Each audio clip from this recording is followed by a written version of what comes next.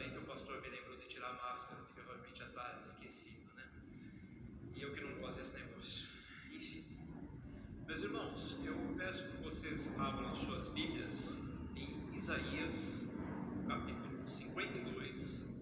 Nós vamos ler a partir do verso 13 e nós veremos até o capítulo 53, o verso 6. Esse texto é profundamente apropriado para o dia de hoje, especialmente com relação à celebração da ceia do Senhor. E nessa passagem, e ao longo de todo o capítulo 53, o profeta Isaías, ele nos fala um pouco mais a respeito do servo do Senhor, do seu grande sofrimento e também do seu grande triunfo. Lá no texto de Isaías, o texto diz o seguinte, a partir do verso 13 do capítulo 52: Vejam, o meu servo agirá com sabedoria, será engrandecido, elevado e muitíssimo exaltado.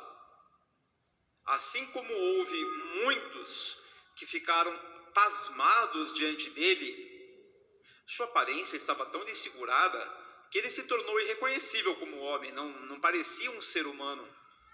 De igual modo, ele aspergirá muitas nações, e reis calarão a boca por causa dele, pois aquilo que não lhes foi dito verão, e o que não ouviram compreenderão. Aqui é o próprio Deus falando do seu servo, e no caso em questão é uma profecia especificamente com relação à pessoa do Senhor Jesus e a sua obra salvadora na cruz do Calvário, que hoje nós celebramos através da ceia. O servo do Senhor que espantou a muitos pelo seu enorme sofrimento, da mesma maneira chegará um dia em que ele espantará muitos de todas as nações, igualmente pelo seu enorme triunfo. E estas são palavras que Deus fala nesses 3 versículos que nós lemos. É Deus falando, Deus proclamando o que será feito através do servo dele. E no caso, repito, no caso em questão do Senhor Jesus. Só que era difícil acreditar numa coisa dessas. Como é que alguém poderia realmente acreditar numa profecia assim? E é justamente esse o questionamento que o profeta Isaías começa a fazer a partir do capítulo 53, versículo 1. Ele questiona, e esse questionamento ele é desdobrado nos versículos 2 e 3. E aí ele continua: quem creu em nossa mensagem? E a quem foi revelado o braço do Senhor? Em outras palavras, como seria possível acreditar que um broto frágil, uma simples folhinha crescendo em uma terra seca, pudesse ao menos sobreviver? Como seria possível acreditar que alguém desprovido de beleza e majestade pudesse se tornar desejável? Esse alguém, sem nenhum atrativo, só poderia ser rejeitado, desprezado e ignorado. Eu peço desculpas ao irmão Igor, eu deveria ter sinalizado mais para você. Pode avançar os slides, por favor, até o slide número 5. Volta 1. Isso. Obrigado, meu irmão. Eu vou tentar ser mais eficiente, tá? Se eu fosse grande que nem o pastor Vanderlei, você me via melhor. Mas assim aqui fica um pouco difícil, né? Veja bem, meus irmãos, era difícil acreditar naquilo que Deus estava falando do seu servo. Naquelas condições, um homem com uma aparência repulsiva, morto numa cruz, como poderia ser que ele houvesse, então, ter um grande triunfo e se tornar tão atraente, ao menos aos olhos de parte da humanidade? Mas nessa atitude das pessoas havia um grave erro. O profeta, ele começa a explicar esse erro com a afirmação inicial, no versículo 4. E notem a ênfase que o profeta dá. Certamente, ele tomou sobre si as nossas enfermidades e sobre si levou as nossas doenças. Não é uma especulação, não é uma opinião. Ele fala, certamente, ele tomou sobre si as nossas enfermidades e as nossas doenças. Essa afirmação se choca com o pensamento que havia entre as pessoas. Continua o texto. Contudo, nós o consideramos castigado por Deus atingido e afligido. Quando Jesus estava na cruz, aquela multidão que tinha acompanhado os 3 anos de ministério do Senhor, olhava para ele com dúvida. Mas o que é isto? Quem é esse sujeito? E falava-se muita coisa, muita especulação. E com certeza, entre aquelas pessoas, haveria de ser dito assim, alguma coisa fez de errado. Está sendo crucificado, junto com outros 2 salteadores, está devendo. Era essa a posição das pessoas. Só que o profeta Isaías, através da palavra do Senhor, ele vai quebrando isso. E nos versículos 5 e 6, o profeta sepulta de vez esse erro. Primeiro, ele expõe a verdadeira causa do sofrimento do servo do Senhor, dizendo, mas ele foi transpassado por causa das nossas transgressões. Foi esmagado por causa de nossas iniquidades. O servo do Senhor, ele nada havia feito para sofrer daquela forma. Não era por sua própria causa que ele sofria, mas em última instância, Jesus estava pagando o preço exigido pela justiça de Deus por conta dos nossos pecados. E na sequência, o profeta explica a necessidade do castigo.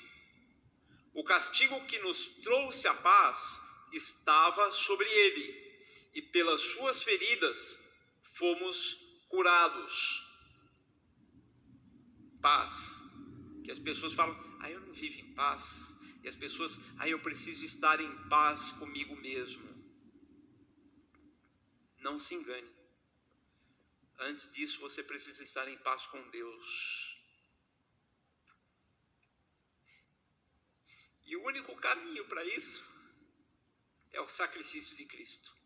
Não perca seu tempo procurando ter paz com Deus através dos seus próprios esforços, pois eu te garanto, você vai terminar a vida frustrado e muito frustrado. Todos nós, tal qual ovelhas, nos desviamos. Era essa necessidade do sacrifício. Cada um de nós se voltou para o seu próprio caminho. Uma humanidade rebelde que rejeita Deus e fala, viverei como eu quero, eu não preciso de Deus. Daí a necessidade de um sacrifício como o sacrifício de Cristo, porque o Senhor fez cair sobre ele a iniquidade de todos nós. Toda a causa, toda a razão, toda a raiz do sofrimento do Senhor Jesus é a nossa vida de pecado, rebeldes e longe de Deus. Isso pode deixar aí, por favor. Os nossos pecados, a nossa rebelião contra Deus, foram castigados no corpo do servo do Senhor. É muito importante, porque até hoje, o evento da morte, do ministério terreno do Senhor Jesus é tão marcante na história da humanidade que não param de surgir especulações e teorias sobre por que tudo aquilo. Jesus, ele não morreu naquela cruz para servir como um exemplo à humanidade de uma vida de sacrifício, embora também sirva de exemplo. Jesus não foi apenas uma vítima de uma sociedade incompreensiva e dos poderosos da sua época. Jesus era o Cordeiro de Deus que tira o pecado do mundo. Jesus era a oferta providenciada por Deus, oferecida para satisfazer a justiça divina, para que a humanidade de todas as eras tivesse no Senhor Jesus um Salvador para que redimisse a humanidade dos seus pecados contra Deus. E com isso concordam também as palavras do apóstolo Paulo, lá em Romanos, no capítulo 3, os versículos de 21 a 26, onde o apóstolo diz o seguinte: mas agora se manifestou uma justiça que provém de Deus, independente da lei, da qual testemunham a lei e os profetas, justiça de Deus mediante a fé em Jesus Cristo, para todos os que creem. Não há distinção, pois todos pecaram e estão igualmente destituídos da glória de Deus. Para quem conhece um pouco da epístola de Paulo aos Romanos, nos capítulos 1 e 2, ele vem tratando de dois grupos da humanidade, judeus e não judeus. E ele mostra igualmente que tanto uns quanto outros precisavam se reconciliar com Deus. Tanto uns quanto outros viviam debaixo do mesmo jugo e da mesma condenação do pecado. Ambos destituídos da glória de Deus, sendo justificados gratuitamente por sua graça, pela graça de Deus, por meio da redenção que há em Cristo Jesus. Deus o ofereceu como sacrifício para a propiciação mediante a fé, pelo seu sangue, demonstrando a sua justiça. De quem? A justiça de Deus. E o apóstolo continua: em sua tolerância, ou seja, na tolerância de Deus, ele havia deixado impunes os pecados até então cometidos. Mas no presente, ele demonstrou a sua justiça, a fim de ser justo e justificador daquele que tem fé em Jesus. Veja bem, meus irmãos, a primeira pessoa ofendida pelos nossos pecados é o nosso Criador, é o Senhor de todo o universo. Mas apesar disso, no seu amor ele falava: eu preciso resgatar esta humanidade. E ele sabia que não havia esforço humano que contemplasse a justiça divina, que satisfizesse as exigências da justiça de Deus. Mas Deus não pode abrir mão da sua justiça. Portanto, o pecado tinha que ser punido. E foi justamente nesse ponto que Jesus morreu. Jesus absorveu sozinho naquela cruz o cálice da ira de Deus, satisfazendo a justiça divina, para que hoje aqueles que creem no Senhor Jesus possam ser reconciliados com Deus, e aí sim terem paz com Deus e desfrutarem da vida eterna. Foi isso que o Senhor Jesus fez por nós. Esta é a proclamação da Igreja de Deus. Jesus Cristo recebeu sobre si a ira de Deus, destinada a mim. Meus pecados tinham que absorver o cálice da ira de Deus. Eu tinha que ser punido igualmente. Você e todos nós aqui e em toda a humanidade devemos isso a Deus. Só que o Senhor Jesus pagou isso por nós de acordo com o decreto do próprio Deus.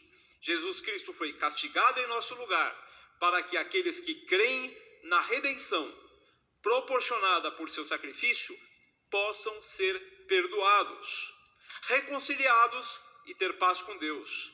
É este sacrifício, essa obra redentora realizada por Jesus, que nós celebramos na ceia do Senhor. E também proclamamos a ressurreição do Senhor, como o apóstolo Paulo nos instruiu em 1 Coríntios, capítulo 11, verso 16, dizendo: sempre que comerem este pão e beberem deste cálice, vocês anunciam a morte do Senhor, até que ele venha. E para que ele venha, ele tem que estar vivo. E para que ele esteja vivo depois de ter morrido, ele tem que ter ressuscitado. Proclamamos a morte, proclamamos a ressurreição do Senhor.